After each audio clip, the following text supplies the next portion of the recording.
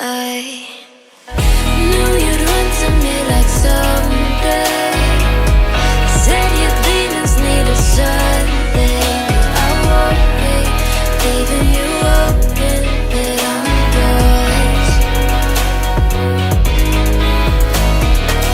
I guess I knew it was for nothing, spending all that time just running. I'm alright, don't miss you much these nights, don't worry.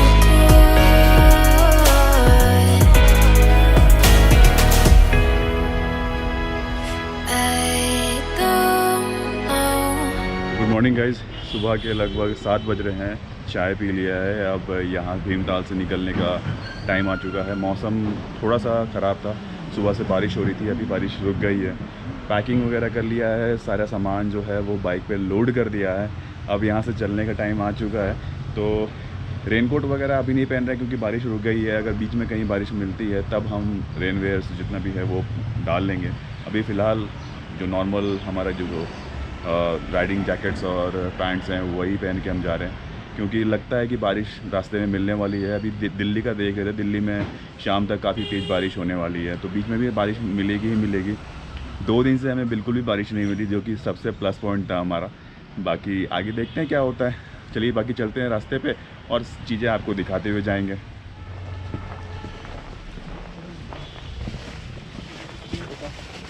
तो सारे लोग packing करना start कर चुके हैं। अशोक जी ने अपना पूरा बिल्कुल तैयार कर दिया, पूरा सेट कर दिया है। अपने जो विंटर क्लोथिंग है वो इन्होंने साइड में रखा है, अभी पहन नहीं रहे हैं अभी लगता है। अभी थैली में बांध के कभी गिर जाए।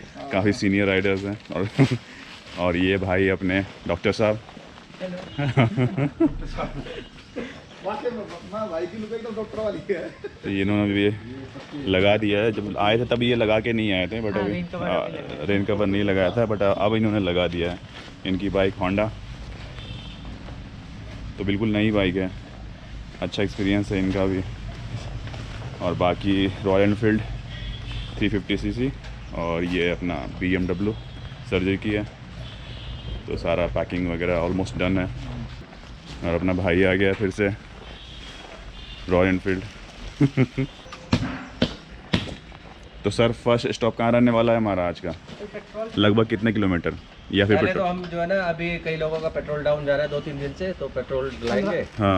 और अगर बारिश नहीं मिली हमें, हाँ। तो हम उस पोजीशन का फायदा उठाएंगे और ज़्यादा से ज़्यादा डिस्टेंस कवर करेंगे, सूखे में मतलब। तो जो अभी सुबह हम क्लाइमेट देख रहे थे, दिल्ली में भी लगता है बारिश होने वाली, होगी, शाम तक बारिश हो तो जाएगी। जैसे ही अगर हमें सूखा मिलता है तो हम उसमें दौड़ाएंगे, ठीक है। उसका सूखे का फायदा उठाएंगे, ड्राई स्पेल का। तो पूरा स्ट्रैटेजी यही लेके चलना है यही अभी। लेके चलना है। और अगर बारिश हो जाती है तो मजबूरी में रुकना ही पड़ेगा। तो मेजर ब्रेक जो हमारा होगा वो कब होगा लगभग अंदाजन?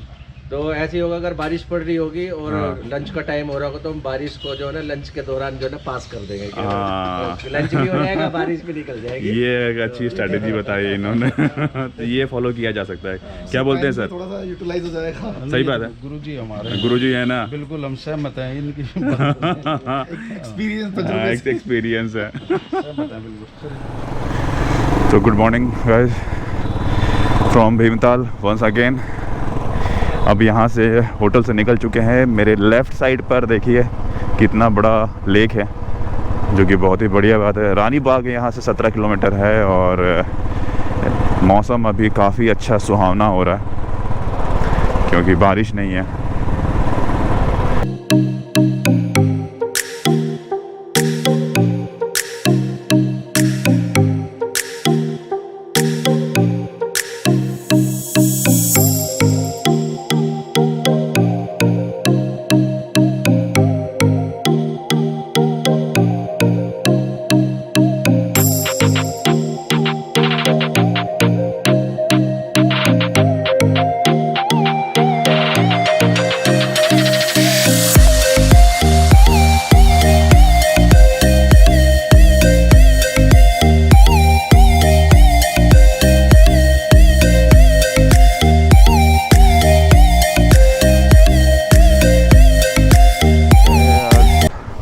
भीमताल से जो दिल्ली का जो टोटल डिस्टेंस है वो लगभग 321 किलोमीटर के आसपास पड़ता है, जो कि लगभग 7 घंटे लग जाते हैं उसे कवर करने या पूरा करने में।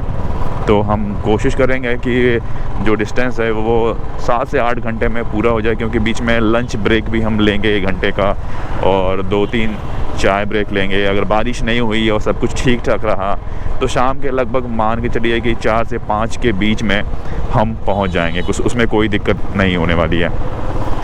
बाकी मौसम का कुछ कह नहीं सकते, क्योंकि लगातार बारिश जो है रुक रुक के हो रही है। तो एक तो और बड़ी परेशानी है, जैसे मैं हेलमेट का जो वाइज़र है वो बंद करता हूँ तो क्या होता है कि अंदर फॉग जमा होने लग जाता है, और मैं स्पेक्स लगाता हूँ तो डबल प्रॉब्लम हो जाती है। तो एक तो मेरे ग्लासेस के आगे जो मेरे स्पेक्स है उस पर फॉग जमा हो जाता है, और सामने जो हेलमेट का जो ग्लास है उस पर भी फॉग जमा हो जाता है। एक बड़ी दिक्कत की बात है यार। तो मुझे क्या करना पड़ता है कि खोल के बोलना पड़ता है, और खोल के बोलने से ये होता है कि जो आवाज़ है वो उसमें बाहर का जो शोर है वो भी आ जाता है। आप पहाड़ों देखिए, क्या सुंदर सुंदर पहाड़ है।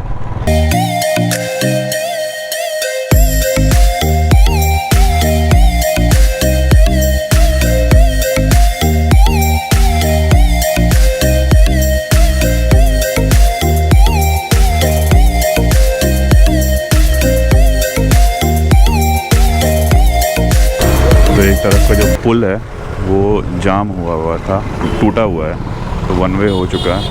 तो लोग जो जाते हैं वो एक तरफ के जो बाइक्स और कार्स हैं वो रोक देते हैं, और फिर दूसरी तरफ के लोग फिर निकलते हैं। तो 1 वे कर करके निकालते हैं लोगों को। तो ये देखिए अभी उधर की गाड़ियाँ नहीं आ रही हैं, तो उधर की गाड़ियाँ रोक दिया गया है, और यहाँ पर पुलिस वाले बैठे हुए हैं। ये पुल है जो टूटी हुई है शायद साइड से, ये कभी भी शायद 1-2 वे के लिए तो ठीक है ही नहीं, ये पुल दोनों तरफ से जाम ही लगेगा।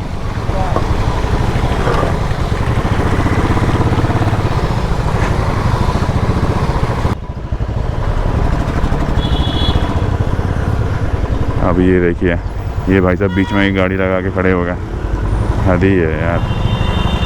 अब यहाँ से दिल्ली है 279 किलोमीटर, बरेली 105 और हल्द्वानी है 8 किलोमीटर के आसपास। तो अब यहाँ से रास्ता यही रहने वाला है। रोड अगर थोड़ी सी भी स्लिपरी होती है तो बहुत सोच के, बहुत संभल के चलाना पड़ता है। अब यहाँ से ये देखिए, यहाँ क्लियर व्यू दिख रहा होगा। 276 किलोमीटर है दिल्ली अब यहाँ से।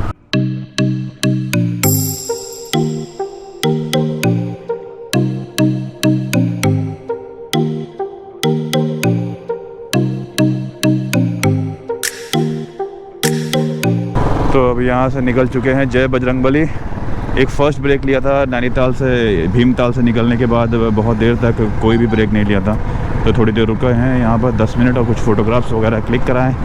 अब ये लोकेशन बड़ा सही सा लग रहा था, तो इसलिए यहाँ पर ब्रेक ले लिया गया।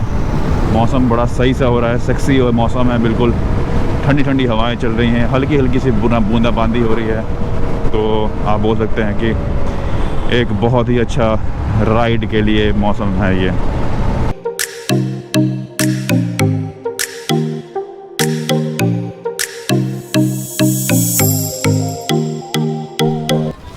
तो गाइज़ यहाँ पर हमने ब्रेकफास्ट वगैरह कर लिया है बढ़िया से।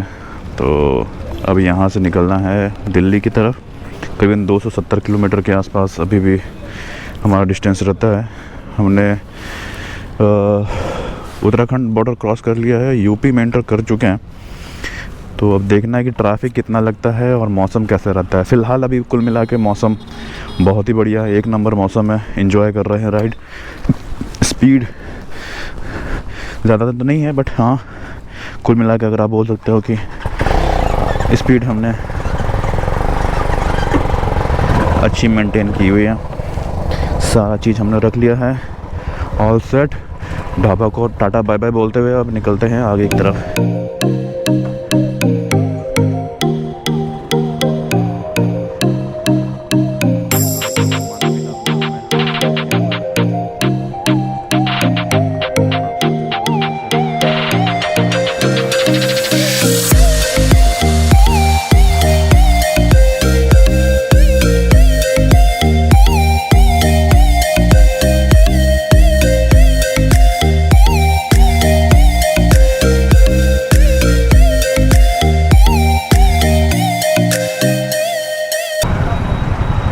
तो ये जो है एरिया, ये रामनगर का है एरिया जो कि क्रॉस कर रहे हैं। लास्ट टाइम जब मैं जिम कॉर्बेट आया था तब मैंने लोकल जो बस होते हैं उसी से आया था और उसी से गया भी था।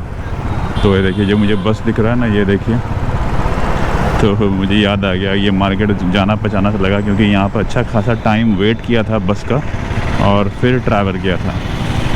तो मुझे देख के लगा कि ये तो जाना पहचाना एरिया लग रहा है। तो ये रामनगर है। जिम कॉर्बेट अगर आप आते हैं तो आपको इधर आना पड़ता है, बाकी सब बढ़िया है।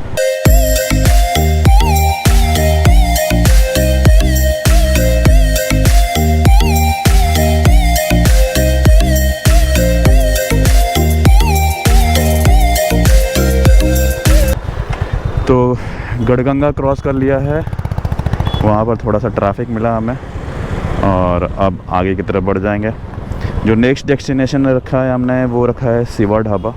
आते समय भी हम सिवा ढाबा के पास रुके थे, तो फिर से सोचा है वही है कि हम सिवा ढाबा ही जाके रुकेंगे। तो ये एक टोल था जो कि अभी क्रॉस किया है, तो बस यहाँ से अब निकलते हैं। जय बजरंगबली।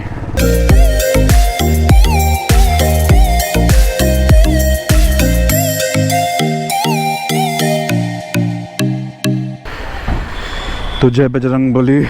बस अब यहाँ से निकलते हैं सिवा ढाबा से। तो यहाँ हमने अभी पकोड़े सकोड़े खाए, जूस वूस पी लिया और कुल्फ़ी शुल्फ़ी खा लिया और फ़ोटोग्राफ्स वगैरह क्लिक कर लिया।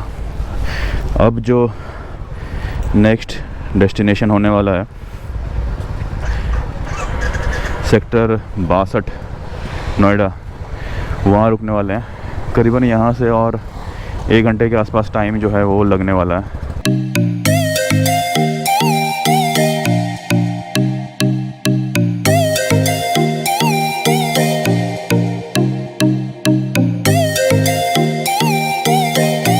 तो सारे लोग अपने अपने रास्ते चले गए। जो 3 लोग थे वो दिल्ली से थे, तो वो दिल्ली की तरफ चले गए और एक बंदा जो था वो नोएडा से था, वो जो सेक्टर 62 में रहता है वो 62 की तरफ चला गया और मैं सेक्टर 100 की तरफ बढ़ चुका हूँ। तो अब बस ये जो बाइक राइड थी, ये जो ट्रिप था, ये समाप्त होता है यहाँ पे।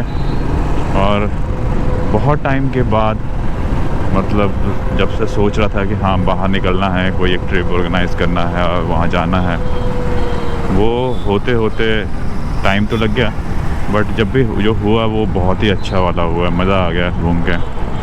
अगर आपको भी उत्तराखंड जाना है तो RT-PCR टेस्ट कराना पड़ता है और साथ में e-pass. Rules and regulation change होते रहते हैं, इसलिए मैं अभी तो फ़िलहाल मैं इस पर कुछ नहीं बोल पाऊँगा। फ़िलहाल के तौर पर अभी RT-PCR और ई-पास दोनों रिक्वायर्ड है। आज के लिए बस ट्रिप यहीं पर ख़त्म होता है।